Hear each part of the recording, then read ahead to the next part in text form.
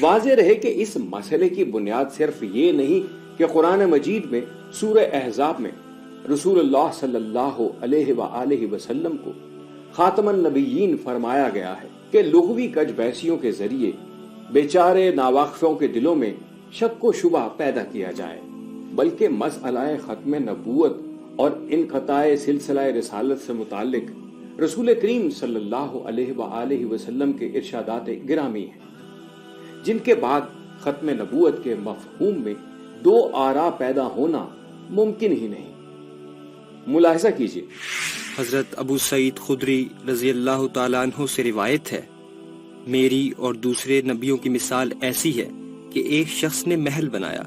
بس اس کو پورا کیا مگر صرف ایک اینٹ کی جگہ چھوڑ دی، پس میں آیا اور میں نے اس اینٹ کو پورا کر دیا۔ حضرت ابو ہریرہ رضی اللہ تعالیٰ عنہ سے روایت ہے کہ رسول اللہ صلی اللہ علیہ وسلم نے فرمایا کہ مجھے 6 چیزوں میں انبیاء اکرام پر فضیلت دی گئی، اس کے آخر میں ہے اور مجھ پر نبیوں کا سلسلہ ختم کر دیا گیا۔ حضرت عمر فاروق رضی اللہ تعالیٰ عنہ اور حضرت سعد بن ابی وقاص رضی اللہ تعالیٰ عنہ سے روایت ہے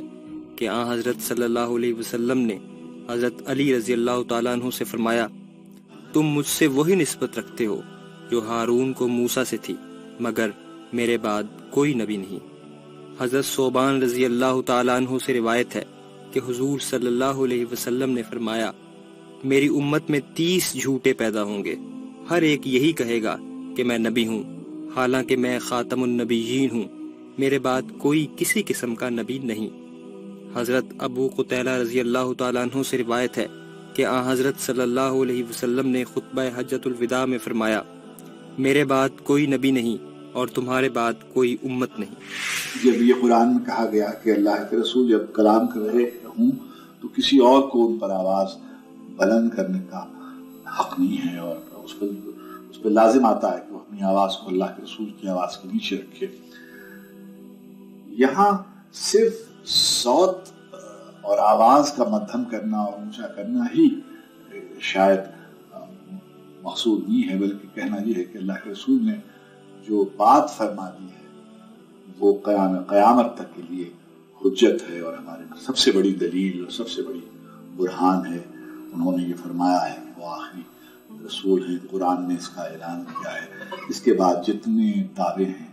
وہ صرف دعوے باطل ہی ہیں، اس کے علاوہ ان کی کوئی حقیقت نہیں ہے۔ احمدیت پر ایک اور زاویے سے بھی غور کیا جا سکتا ہے۔ ختم نبوت اگرچہ ہمارے ایمان کا بنیادی جزو ہے، لیکن بفرض محال نبوت ختم نہ ہوئی ہوتی اور انبیاء کا سلسلہ جاری ہوتا، تب بھی مرزا غلام احمد جیسے کسی شخص کے نبی ہونے کا کوئی امکان نہیں تھا۔ اس سلسلے میں 4 بنیادی اصول پیش خدمت ہیں۔ پہلا اصول، ہر سچے نبی کے لیے ضروری ہے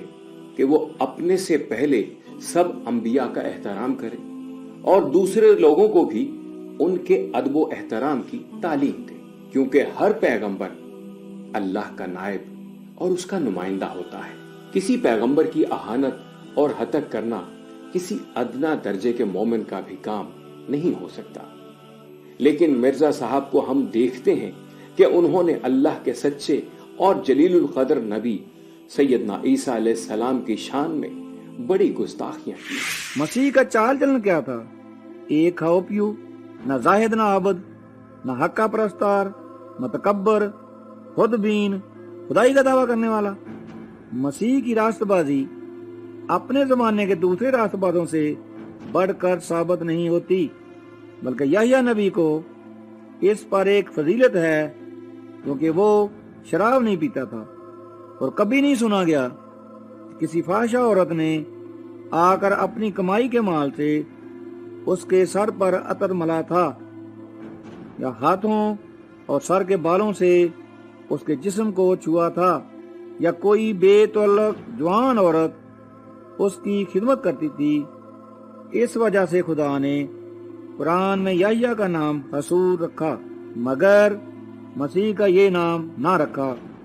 کیونکہ ایسے قصے اس نام کے رکھنے سے مانے تھے۔ اس عبارت میں مرزا صاحب نے حضرت مسیح بن مریم علیہ السلام پر چند تہمتیں رکھی ہیں اور ان کو قرآن مجید اور اللہ تعالیٰ پر بھی تھوپا ہے۔ کہتے ہیں کہ اللہ تعالیٰ نے انہی باتوں کی وجہ سے ان کو قرآن میں حصور نہیں کہا، کیونکہ حصور کے معنی ہے اپنی خواہش نفس کو روکنے والا۔ حالانکہ اگر عیسیٰ علیہ السلام کو قرآن پاک میں حصور نہ کہنے سے یہ نتیجہ نکالا جائے کہ معاذ اللہ یہ گندے قصے اس کا سبب ہیں، تو پھر تمام جلیل القدر پیغمبروں، حضرت نوح علیہ السلام، حضرت ابراہیم علیہ السلام، حضرت موسیٰ علیہ السلام اور خود سید المرسلین صلی اللہ علیہ وآلہ وسلم کے متعلق بھی یہ ظالم یہی کہے گا، کیونکہ قرآن مجید میں ان حضرات کے لیے بھی حصور کا لفظ کہیں استعمال نہیں کیا گیا۔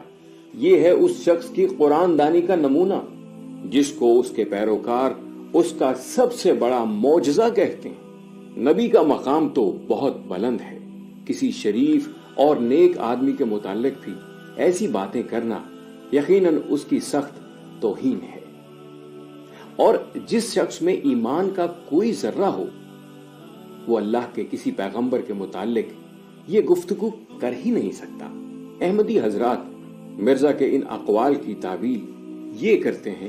کہ یہ سب عیسائی پادریوں کے مقابلے میں الزامی طور پر لکھا گیا ہے، لیکن یہ محض دھوکہ اور بناوٹ ہے۔ مذکورہ عبارت ان کی کتاب دافع البلا سے لی گئی ہے، جس کے مخاطب زیادہ تر علماء اسلام ہیں۔ اس کے علاوہ جو فحش باتیں انہوں نے اس عبارت میں سیدنا عیسیٰ علیہ السلام کی طرف منسوب کی ہیں، وہ تو ان کے نزدیک ایسے سچے قصے ہیں کہ اللہ نے انہی کی وجہ سے قرآن میں حضرت عیسیٰ علیہ السلام کو حصور کے خطاب سے محروم رکھا، اور وہ قرآن میں حضرت عیسیٰ علیہ السلام کا نام حصور نہ رکھنے کو ان گندی تہمتوں کے ثبوت کے طور پر پیش کر رہے ہیں۔ بس اس کو پادریوں کے مقابلے کا صرف الزامی جواب کیسے کہا جا سکتا ہے؟ انبیاء علیہ السلام کی توہین کے علاوہ مرزا غلام احمد نے خود رسول کریم صلی اللہ علیہ وآلہ وسلم، حضرت علی رضی اللہ تعالی عنہ اور امام حسین رضی اللہ تعالی عنہ کی شان میں بھی گستاخیاں کی، اور پھر اسوہ رسول صلی اللہ علیہ وآلہ وسلم پر چلنے والے سچے اولیاء اللہ جیسے پیر مہر علی شاہ رحمت اللہ علیہ، مولانا رشید احمد گنگوہی رحمت اللہ علیہ کو بہت سخت گالیاں دی ہیں۔ ایک عام مسلمان کے لیے ان گستاخیوں کو سننا دشوار ہے جو نبوت کے اس دعوے دار کی زبان اور قلم سے نکلی۔ جب کبھی ان سے کسی نے یہ کہا کہ جی حضرت عیسیٰ علیہ السلام تو بڑے ایک العظم پیغمبر تھے، اللہ کے نبی تھے، ان کے پاس معجزات تھے، تو انہوں نے اس جھنجھلاہٹ میں اور اس رد عمل کے طور پر اتنی سخت زبان اختیار کی ہے کہ کسی شریف آدمی کو بھی زیر نہیں دیتی، اور وہ آج بھی تحریری شکل میں موجود ہے۔ انہوں نے کیا کہا اس کا اعادہ کرنا یا بیان کرنا بھی مناسب نہیں لگے، لیکن انہوں نے یہ برملا کہا ہے کہ ان کے پاس کوئی معجزے نہیں تھے، اور اس کی نوز باللہ دادیاں نانیاں قصبی عورتیں تھیں، وہ فاحشہ عورتوں سے اپنے سر میں تیل ڈلواتا تھا وغیرہ، یہ بہت ناجائز، اس کے پاس کوئی معجزہ نہیں تھا۔ اسی طریقے سے جس کے ساتھ اس کا تقابل کیا گیا، کسی نے یہ کہا کہ جی شیعہ حضرات آپ کو نہیں مانتے، تو انہوں نے کہا کہ شیعہ عجیب لوگ ہیں کہ وہ مرزا علی نوز باللہ اس کی طرف جاتے ہیں، اسے مانتے ہیں، اور زندہ علی کو نہیں مانتے۔ یعنی مجھے حضرت حسین اسلام کے بارے میں بات ہوئی تو ان کے بارے میں بھی عجیب باتیں شروع کر دی کہ وہ ان کا موقف غلط تھا، میرا موقف درست ہے، اور اگر لوگ لے کر آ جائیں میری اور بالے تو مجھے مار نہیں سکتے، لیکن وہ دشمنوں نے ان کو مار دیا کیونکہ ان کا موقف درست نہیں۔ کس قسم کے ان کے عقائد اور ان کے بیانات ایسے ہیں عام آدمی بغیر کسی تعصب کے بھی پڑھے تو بہت دور ہو جاتا ہے، ان سے تعلق نہیں رکھ سکتے۔ دوسرا اصول یہ ہے کہ اللہ کے سچے پیغمبر کے لیے یہ ناممکن ہے کہ وہ اپنے دعوے کی سچائی اور اپنی بڑائی ثابت کرنے کے لیے بھولے سے بھی کبھی جھوٹ بولے، مگر مرزا صاحب اس معاملے میں بڑے بے باک ہیں۔ وہ بہت بے تکلفی اور دیدہ دلیری سے صاف جھوٹ بول جاتے ہیں۔ ایک جگہ لکھتے ہیں، مولوی غلام دستگیر قصوری نے اپنی ایک کتاب میں اور مولوی اسماعیل علی گڑھ والے نے میری نسبت قطعی حکم لگایا کہ اگر وہ کاذب ہے تو ہم سے پہلے مرے گا، اور ضرور ہم سے پہلے مرے گا کیونکہ کاذب ہے، مگر جب ان تالیفات کو دنیا میں شائع کر چکے پھر بہت جلد آپ ہی مر گئے۔ اس عبارت میں مرزا صاحب نے مولوی غلام دستگیر صاحب قصوری اور مولانا محمد اسماعیل علی گڑھی کے متعلق جھوٹ تراشا ہے۔